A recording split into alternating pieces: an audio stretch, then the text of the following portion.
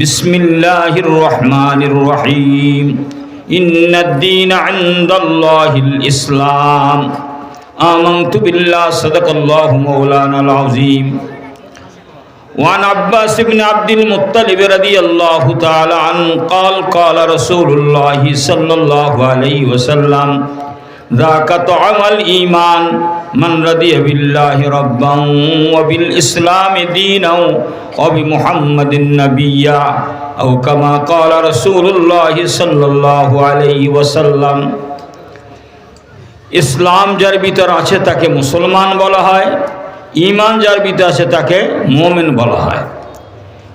ঈমানের শুরু হচ্ছে কলব আর তার শেষ হচ্ছে আপাদমস্তক। ব্যক্তি জীবন, পারিবারিক জীবন, সামাজিক জীবন, রাষ্ট্রীয় জীবন, এক কথায় দুনিয়ার এই জীবন হচ্ছে তার বহির্প্রকাশ। ঈমানের শুরু হচ্ছে বাহ্যিক অঙ্গ প্রত্যঙ্গ, গোটা জীবন কার্যকলাপ, এবং তার শেষ হচ্ছে আত্মার কলব। অতএব ঈমানেরও যে জায়গা, ইসলামেরও সেই জায়গা। ইসলাম আমল, সেই আমল কবুল হবে না যদি ঈমান না থাকে। ঈমান আছে তো আমলের মকবুল হবে, আমল কবুল হবে। আর ওই ঈমান দুর্বল ঈমান, যে ঈমানের সাথে আমল নেই। একটা কবুতর, তার ডানা পাকার সবই আছে কিন্তু রুহু নাই। এই কবুতরটা মৃত্যু দেহ, এইটা কোনো পয়সায় বিক্রি হয় না। কোনো মানুষ এটা ভক্ষণ করে না, হাইওয়ান জানোয়াররা ভক্ষণ করে, কেন ভিতরে রুহু নাই। আর একটা কবুতর ডানা পাকার নাই কিন্তু রুহু আছে। বিড়াল যদি আক্রমণ করে হয়তো 2-3টা এরকম সামনে অগ্রসর হতে পারে, কিন্তু সর্বশেষ বিড়াল বা যে আক্রমণ করছে তার থেকে সে কবুতরটা বাঁচতে পারে না। কেন? ডানা পাকার নাই। যেই মুসলমানের ঈমান আছে, আমল নাই, সে শয়তানের খপ্পর থেকে, শয়তানের ওয়াসওয়াসা থেকে সে রেহাই পাবে না। আর যার ইসলাম আছে, ঈমান নাই, ওই ইসলামের কোনো দাম নাই। কি ভাই, কথা বুঝছেন তো? তো আমাদের ঈমানও দরকার, ইসলামও দরকার।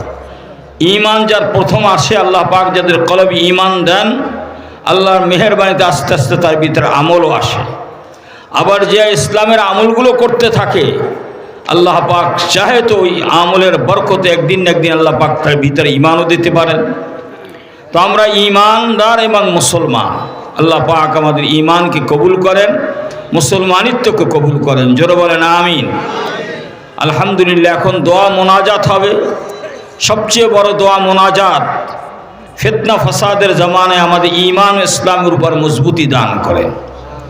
সারা দুনিয়ার মানুষ মুসলমানদের দুশ্মন। কেউ জানের দুশ্মন, কেউ মালের দুশ্মন, কেউ ঈমানের দুশ্মন, নাকি ভাই? পাশ্চাত্য জগৎ, গোটা জগৎ মুসলমানদের ঈমানের দুশ্মন, জানের দুশ্মন, মালের দুশ্মন। সারা দুনিয়ায় যত মাল দেখতে পাই, মাটির নিচে হোক মাটির উপরে হোক, মাটির নিচে যত সম্পদ, এর মধ্যে থেকে আল্লাহ পাক 70 ভাগ মুসলমানদেরকে দান করছে। মাটির নিচে কি আছে? পেট্রোল, কেরোসিন, বিভিন্ন খনিজ সম্পদ। সারা দুনিয়ায় যা আছে তার থেকে 100 ভাগের মধ্যে 70 ভাগ মুসলিম কান্ট্রিতে আল্লাহ দান করছেন। মাটির উপর যে সম্পদ, তুলা, রবার, বিভিন্ন চামড়া, এগুলোর মধ্যে 50% মুসলমানদের দেশে আল্লাহ দান করছেন। এই মাটির উপরে, মাটির নিচে যে সম্পদ আল্লাহ দান করছেন, আমরা পৃথিবীতে মানুষের সংখ্যা, মুসলমানের সংখ্যা হচ্ছে 4 ভাগের 1 ভাগ। কয় ভাগ? 4 ভাগের 1 ভাগ। 6 কোটি যদি এখন ধরেন, তো আমরা কত? 1.5 কোটি নাকি? আর যদি 8 কোটি ধরেন, আমরা 2 কোটি।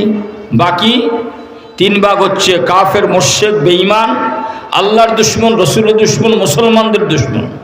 মুসলমানদের দুশ্মন মানে জানের দুশ্মন, মালের দুশ্মন, ঈমানের দুশ্মন। প্রথমত ঈমানের দুশ্মন কিভাবে? সারা দুনিয়ায় নেটওয়ার্কের মাধ্যমে, বিভিন্ন আধুনিকতার মাধ্যমে গোটা মুসলমানদের কলব থেকে ঈমানকে তার মুছে ফেলার চেষ্টা করতেছে। কি ভাই? আল গেনা রুকিয়াস জেনা, গান হচ্ছে জেনার মন্ত্র। সারা দুনিয়ায় কাফের মুশরিকরা তারা গান বাজনা, অশ্লীলতা, বেহায়াপনা, নগ্নতা যত পারে সেটা প্রদর্শনী করতেছে। আর মুসলমান যুবকদের মধ্যে ঈমান না থাকার কারণে সেদিকে সারা জীবনটা শেষ করতেছে ছায়ার মতন। কোন আমেরিকার একটা মেয়ে সে উলঙ্গ হয়ে ড্যান্স দিচ্ছে, আর আপনার রাত্র বৈশাখীটা সে দেখতেছে। কি ভাই, এটা আছে না নাই? একজন মুসলমান যুবক ছেলে আর মেয়ে যদি ঈমান না থাকে, তো এই একটা মোবাইলই জাহান্নামে যাওয়ার জন্য যথেষ্ট।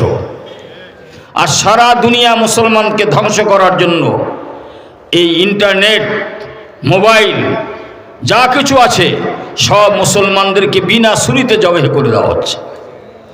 আজকাল এমনকি মাদ্রাসার ছাত্ররাও বিভিন্নভাবে তারা এই রোগে রোগাক্রান্ত হয়েছে।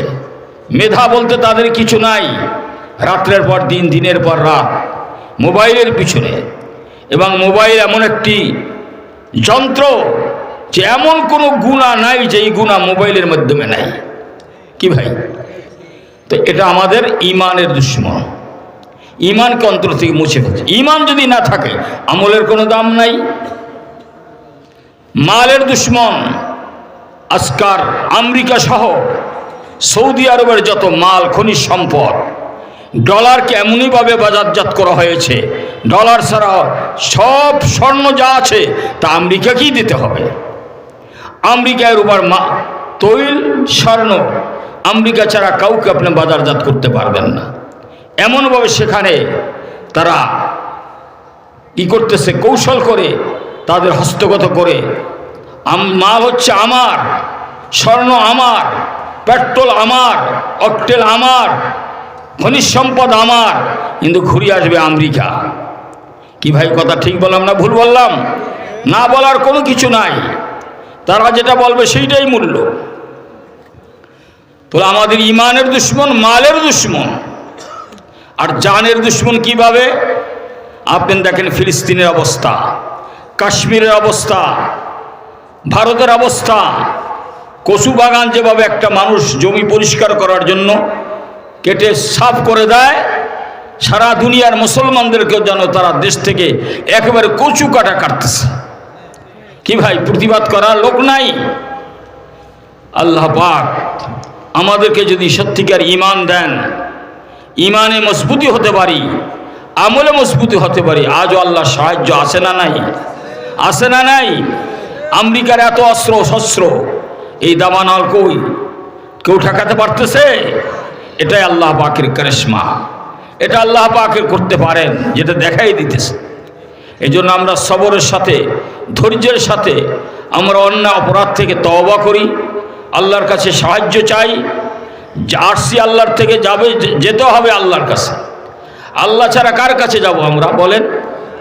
যাব কার কাছে? আল্লাহর কাছে। ওদের ঠিকানা নাই, আমাদের ঠিকানা আছে। আব্বা জান আদম, মা হাওয়া দুজন জান্নাতে ছিলেন, আবার আমরা যাব আব্বা আম্মার সঙ্গে সেই জান্নাতে। আমাদের ঠিকানা আছে, ওদের ঠিকানা নাই। ওদের ঠিকানা আছে। কিছুদিন বলে আগে বানরের থেকে হইছে, তো বানর যে জায়গা তোদেরও সেই জায়গা।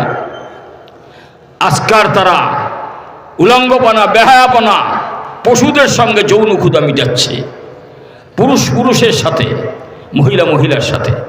এই যে চরিত্রগুলো আমাদের দেশে সাপ্লাই করেছিল, রসুলের আগমন হয়েছিল মূর্তি ভেঙ্গে চুরমার করা। আর যেই দেশে 92 জন মুসলমান, এমন কোনো জায়গা ছিল না যেখানে মূর্তি নির্মাণ করে নাই। কি ভাই, কথা ঠিক বলছে নবীল? ওয়া মাকারু ওয়া মাকারাল্লাহ ওয়াল্লাহু খায়রুল মাকিরিন। আমরা ব্যথিত ছিলাম, ক্রন্দন করেছি, মাসুম বাচ্চা নিয়ে দোয়া করেছি। আল্লাহ এমন এক ঘটনা ঘটায় দিলেন, কারো কিছু করার ছিল না। এটা করছেন কে? জোরে বলেন আল্লাহ। আল্লাহ পাক যে করতে পারেন সেটা এখন দেখেন, চোখে তাকায় তাকায়। এত মূর্তির একটা হাত ভাঙা যায় না। কোথায় কুষ্টিয়ে কি ভাঙছে না ভাঙছে, কত কুতুল কালাম হয়ে গেল। কিন্তু এতগুলো মূর্তি যেন ভেঙ্গে চুরমার করে মাটিতে শোয়াই দিয়েছেন, পরিষ্কার করার লোক নাই।